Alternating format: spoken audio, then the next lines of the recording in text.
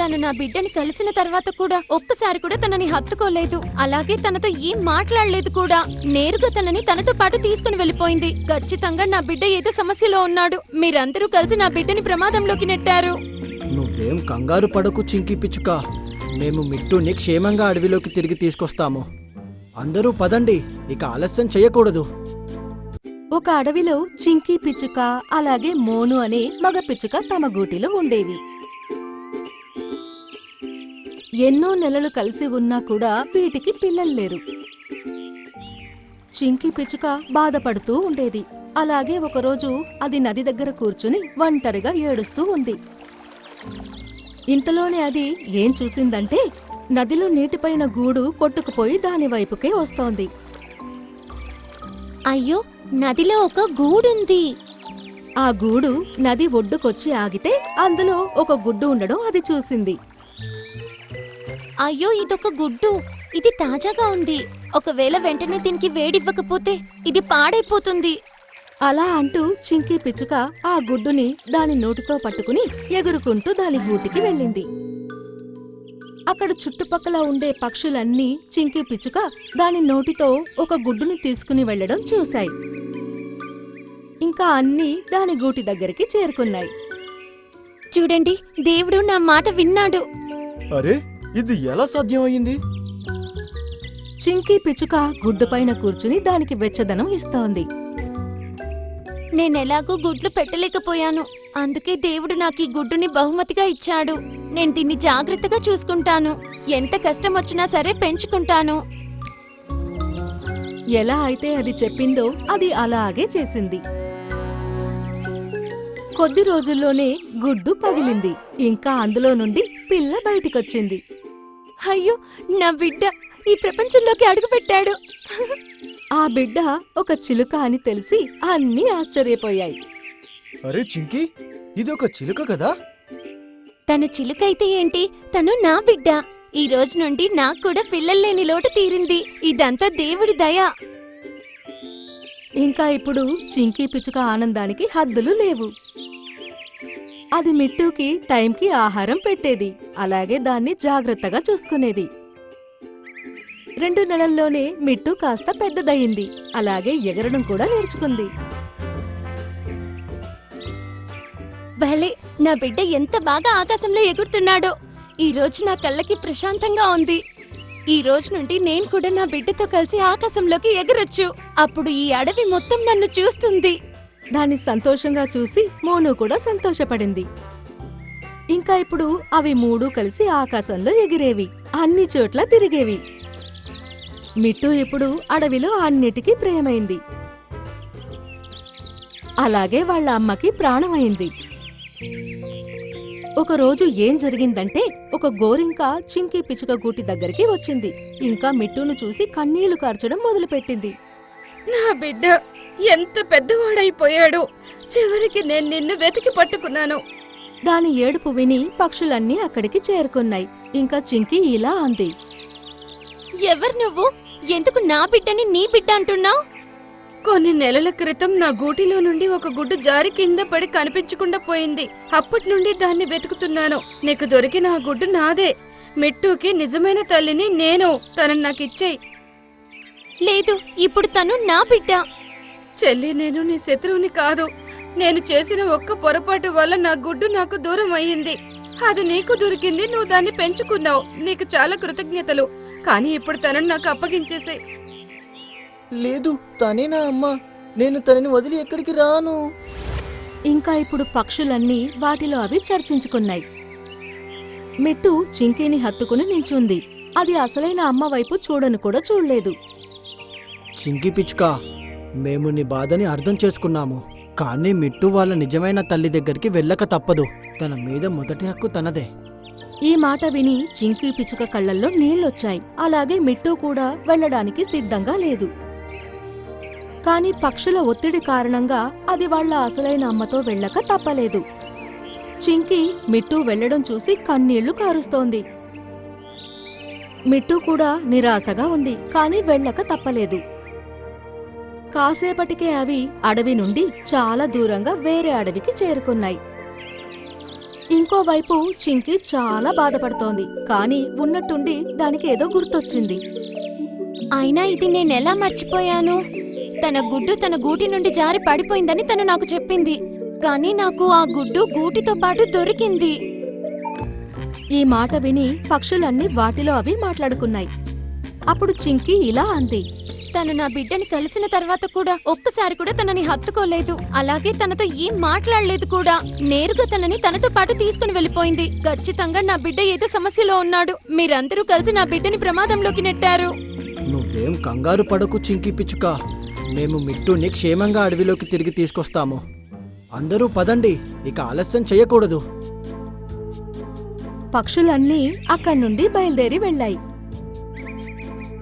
ఇంకోవైపు మిట్టు కూడా దాని నకిలీ తల్లితో కలిసి ఒక గుహ దగ్గరికి చేరుకుంది. నాన్న మిట్టు, లోపలికి పద. మీ నాన్న ఎప్పటి నుండో నిన్ను చూడాలనుకుంటున్నారు. మిట్టు నిరాశగా ఉంది. అందుకే సైలెంట్గా దాంతో వెళ్ళిపోయింది. లోపలికి వెళ్ళాక మిట్టు ఏం చూసిందంటే ఒక నీలరంగు గోరింక ఒక పంజరంలో బందీగా ఉంది. ఇంతలోనే అక్కడికి ఒక గద్ద వచ్చింది. దాన్ని చూసి మిట్టు భయపడింది. ముందు నీ అసలైన తల్లిని కలుసుకో, తరువాత రాత్రికి నేను మీ ఇద్దరిని ప్రశాంతంగా తింటాను. అలా అంటూ గద్ద మిట్టుని కూడా పంజరంలో బంధించింది. పదగోరింకా, మనిద్దరం కాస్త షికారుకి వెళ్ళి వద్దాం. తిరిగొచ్చాక వీళ్ళిద్దరి సంగతి చూద్దాం. అవి రెండు గుహ నుండి బయటికి వెళ్ళిపోయాయి.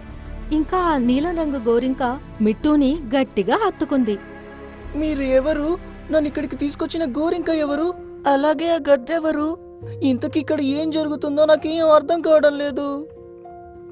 ఇంతలోనే చింకీ పిచ్చుక కూడా మిగిలిన పక్షులతో అక్కడికి చేరుకుంది. నాన్న మిట్టు, మేమిప్పుడే ఆ గోరింకని ఒక గద్దతో కలిసి ఈ గుహ నుండి బయటికి వెళ్తుండగా చూసాం. దేవుడి దయవల్ల నీకేం కాలేదు.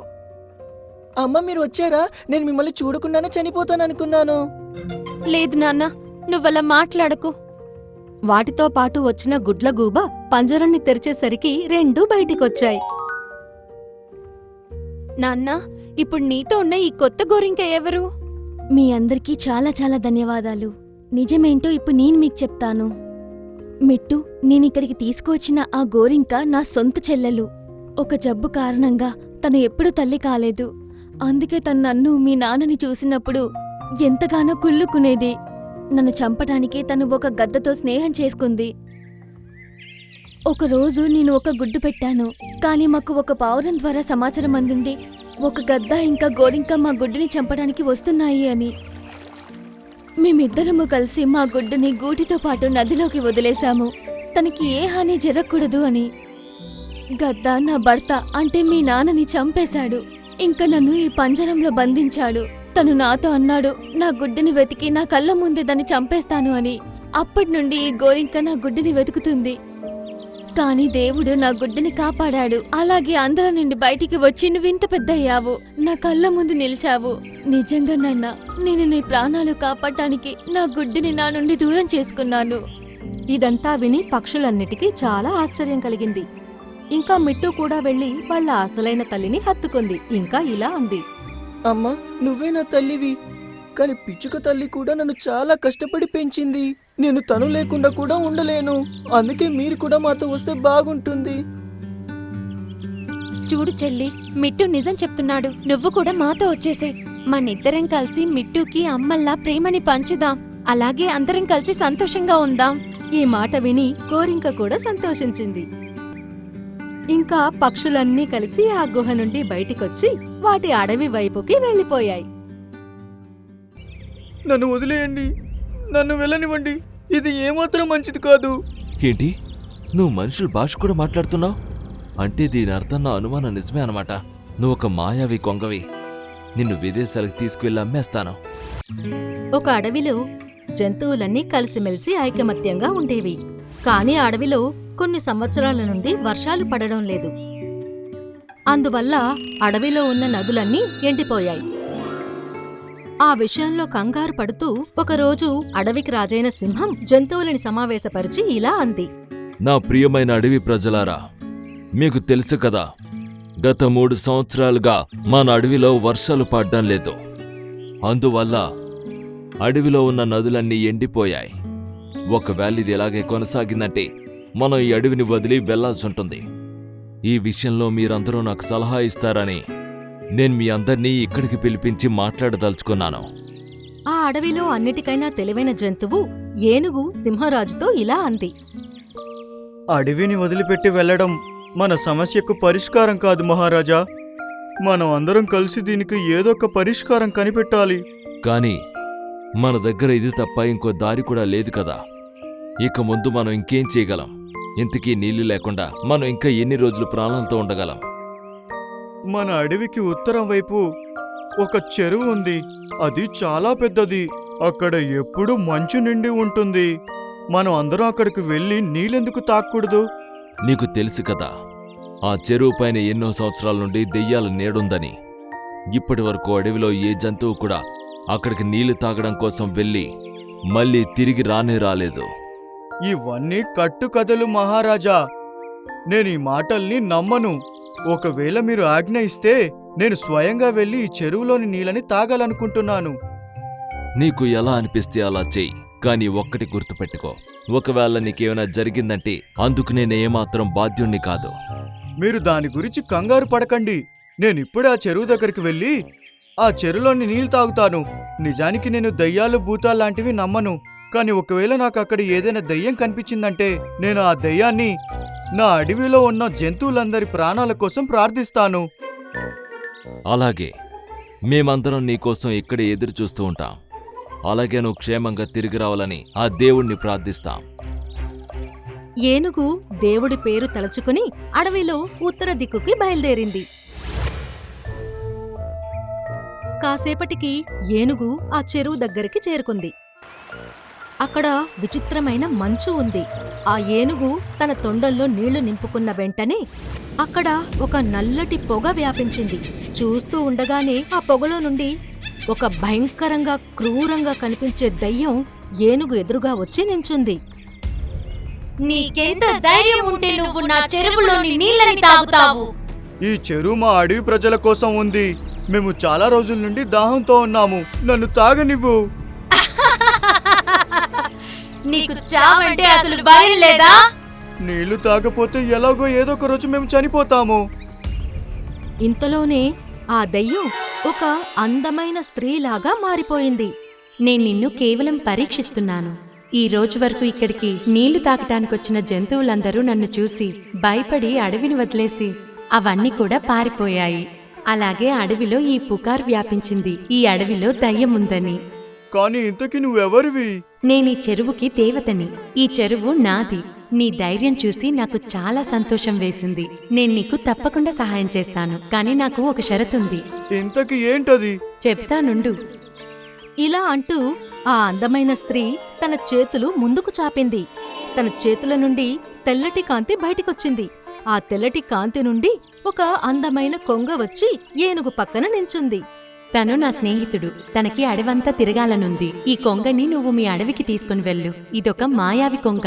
తను అడవిలో కాల్పెట్టిన వెంటనే మీ అడవికి అదృష్టం కలుగుతుంది. కానీ ఒకటి గుర్తుపెట్టుకో, ఎవ్వరూ కూడా పొరపాటున ఈ కొంగకి హాని చేయాలని చూడకూడదు. మరి నా కొంగకి అడవిలో తృప్తి తీరిన తర్వాత నేను దీన్ని తీసుకుని వెళ్ళిపోతాను. ఇలా చెప్పి చెరువు దేవత మాయమైపోయింది. ఏనుగు కొంగని తీసుకుని సింహం దగ్గరికి చేరుకోబోతుండగానే ఆకాశంలో నల్లటి మబ్బులొచ్చాయి. అలాగే వర్షం పడటం మొదలయ్యింది. అడవిలో ఎండిపోయిన చెరువులు నిండిపోయాయి. ఏనుగు జరిగిన సంఘటన మొత్తం సింహరాజుకు చెప్పింది. ప్రియమైన నా అడవి ప్రజలారా, ఈ రోజు నుండి మనమందరం కలిసి ఈ కొంగని జాగ్రత్తగా చూసుకుందాం. అలాగే ఈ రోజు నుండి ఈ కొంగ ఏనుగుతో కలిసి తన నివాసంలోనే ఉంటుంది. ఇక ఆ రోజు నుంచి ఆ కొంగ ఏనుగుతో కలిసి ఉండడం మొదలుపెట్టింది. కొద్ది రోజుల్లోనే ఆ కొంగ ఏనుగు అలాగే అడవిలో ఉన్న మిగతా జంతువులతో కలిసిపోయింది. అది రోజు ఏనుగుతో ఆడుకుంటూనే ఉండేది. అలాగే అది ఎక్కడికి వెళ్తే అక్కడ చుట్టుపక్కలంతా వాతావరణం పచ్చగా అయిపోయేది. కాని అడవిలో ఉన్న జంతువులకి తెలియదు, ఒక వేటగాడు చాలా రోజుల నుండి ఆ కొంగపైన కన్నేసి ఉంచాడు అని. ఒకరోజు ఆ మాయావి కొంగ ఒంటరిగా అడవిలో తిరుగుతూ ఉండగా ఆ వేటగాడు చెట్టు మీదికి ఎక్కుతూ తనని చూస్తూ ఇలా అన్నాడు. ఈ కొంగ ఈ అడవికి చెందింది కాదనే విషయం తెలుసు. కానీ ఈ కొంగలో ఏదో విశేషం అయితే తప్పకుండా ఉంది. తను ఎక్కడికి వెళ్ళినా అడవిలో అక్కడ వాతావరణం అంతా పచ్చగా మారిపోతుంది. పట్టణంలో దీనికి చాలా డబ్బులు ఇస్తారు. అయినా ఈ కొంగ ఇక్కడికి వచ్చినప్పటి నుండి కూడా అడవిలో జంతువులన్నీ చాలా హుషారుగా మారిపోయాయి. ఈ మాట అంటూ వేటగాడు చెట్టుపై నుండి కొంగ మీదికి తన వలని విసిరాడు. పాపం మాయావి కొంగ వల లోపల నుండి తనని తాను కాపాడుకోటానికి గిలగిలా కొట్టుకుంటుంది. వేటగాడు వెంటనే చెట్టు మీద నుండి దూకి ఆ కొంగ కాళ్ళని కట్టేశాడు. ఆ వేటగాడు ఆ కొంగని ఒక గుహ లోపలికి తీసుకుని వెళ్ళాడు. ఆ గుహలో ఎన్నో రకాల అడవి జంతువులు దారుణమైన పరిస్థితుల్లో అక్కడ కట్టబడి ఉండడం ఆ కొంగ చూసింది. వేటగాడు కోపంగా కొంగతో ఇలా అన్నాడు. చాలా రోజుల నుండి నీ పైన కన్నేసున్నాను. చాలా కష్టంగా నువ్వు నా వలలో చిక్కుకున్నావు. నిన్ను అమ్మేస్తే వీటన్నిటికన్నా ఎక్కువ డబ్బులు దొరుకుతాయి నాకు. నన్ను వదిలేయండి, నన్ను వెళ్ళనివ్వండి. ఇది ఏమాత్రం మంచిది కాదు. ఏంటి, నువ్వు మనుషుల భాష కూడా మాట్లాడుతున్నావు? అంటే దీని అర్థం నా అనుమానం నిజమే అనమాట. నువ్వు ఒక మాయావి కొంగవి. నిన్ను విదేశాలకు తీసుకువెళ్ళి అమ్మేస్తాను. ఇంకోవైపు అడవిలో కొంగ కనిపించకపోవడంతో అడవిలో గందరగోళం మొదలయ్యింది. సింహరాజు ఏనుగు వైపు చూస్తూ కోపంతో ఇలా అంది. నువ్వు పాపం ఆ కొంగని జాగ్రత్తగా చూసుకోలేకపోయావు. నీకు తెలుసా, ఒకవేళ తను దొరక్కపోతే చెరువు దేవత ఈ అడవిని ఖచ్చితంగా నాశనం చేసేస్తుంది. నన్ను క్షమించండి మహారాజా, నేను కాసేపు నిద్రపోయాను. కానీ నాకు తెలిసినంత వరకు అడవిలో ఉన్న జంతువులలో ఎవరు కూడా కొంగకు హాని చేయాలనుకోరు. తప్పకుండా ఇది ఒక వేటగాడి పని అయి ఉంటుంది, ఒక మనిషి పని. అలా అయితే మరిక్కడ నిలబడి నా మొహం ఏం చూస్తున్నా? వెళ్ళి ఆ వేటగాడిని వెతకండి. తను అన్యం పుణ్యం ఎరుగని ఆ అమాయకపు మాయావి కొంగని ఎన్ని తిప్పలు పెడుతున్నాడో ఏమో, వెతకండి.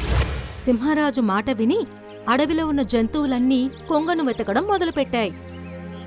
ఇంకోవైపు ఆ వేటగాడు అడవి నుండి ఆ కొంగని తీసుకువెళ్లడానికి సిద్ధమయ్యాడు. చూస్తూ ఉండగానే ఇంతలోపే అక్కడికి ఇంకో వేటగాడు కూడా వచ్చాడు. ఆ వేటగాడి వైపు చూసి గన్ను గురిపెడుతూ ఇలా అన్నాడు. అరే, మర్యాదగా నా మాయావి కొంగని నాకిచ్చేరా బంటి. నీకు బుర్ర పాడైందా ఏంటి? నువ్వు కాముగా ఇక్కడి నుండి వెళ్ళిపో. నేనే దీన్ని పట్టుకున్నాను, అందుకే నేనే దీన్ని అమ్ముతాను. ఒకవేళ గనక మర్యాదగా నా కొంగను నాకు ఇవ్వకపోతే ఇప్పటికిప్పుడే నేను నిన్ను కాల్చి పడేస్తాను. ఇలా చూడు బంటి, నువ్వు పట్టుకున్న జంతువులన్నింటినీ కూడా పట్నం తీసుకుని వెళ్ళి ఎక్కడైనా అమ్మేసుకో. నాకేమీ అభ్యంతరం లేదు. కానీ ఈ మాయావి కొంగ మాత్రం నాకు కావాలి. ఆ వేటగాళ్ల ఇద్దరి మధ్యలో దారుణంగా గొడవ మొదలయ్యింది. ఒక వేటగాడి చేతిలో గన్నుంది. అతను కోపంతో ఇంకో వేటగాడి గుండెల మీద ఫైర్ చేశాడు. ఇంతలోనే ఉన్నట్టుండి ఆ కొంగ కళ్లల్లో నుండి తెల్ల కాంతి బయటికొచ్చింది. అలాగే ఆ గన్లో బుల్లెట్టు ఒక పల్లీ పప్పులాగా భూమిపై పడిపోయింది. కొంగకున్న వల కూడా మాయమైపోయింది. ఇది చూసి వేటగాడు చాలా భయపడిపోయాడు. అయ్యో, ఇది చాలా ప్రమాదకరమైన కొంగ. ప్రాణాలు కాపాడుకోండి, పారిపోండి. ఇలా అంటూ వేటగాడు భయపడుతూ అక్కడి నుండి పారిపోయాడు. నువ్వు చాలా సులభంగా గన్లో ఉన్న బుల్లెట్తో చేసిన దాన్ని తిప్పికొట్టావు. అలాగే నీ వల్ల దానంతటా అదే మాయమైంది. అంటే దీని అర్థం, ఒకవేళ నువ్వు తలుచుకునుంటే ఎప్పుడో పారిపోయేదానివి. మరి నువ్వు ఎందుకు పారిపోలేదు? విషయం అది కాదు. ఎప్పుడైతే ఎదుటి వ్యక్తి కష్టాలా ఉంటాడో నా లోపలున్న శక్తులు అప్పుడే పనిచేస్తాయి. అలా అయితే నువ్వు నా ప్రాణాలను ఎందుకు కాపాడా?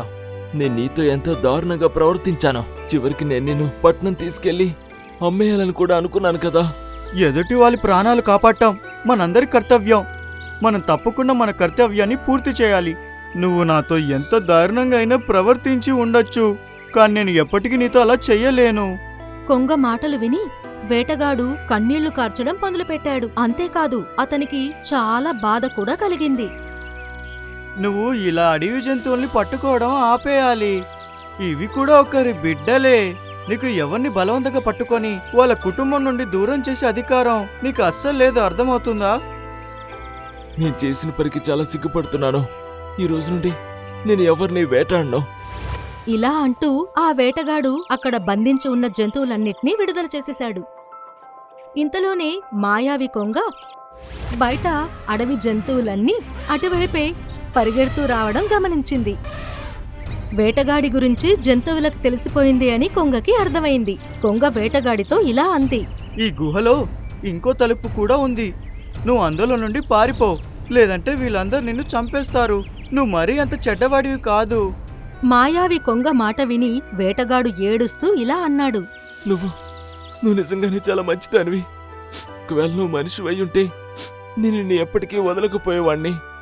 ఇంకా త్వరగా ఇక్కడి నుండి వెళ్ళిపో. ఆ వేటగాడు అక్కడ్నుండి వెళ్ళిపోయాడు. ఆ రోజు తర్వాత నుండి అతను వేటాడ్డం మానేశాడు.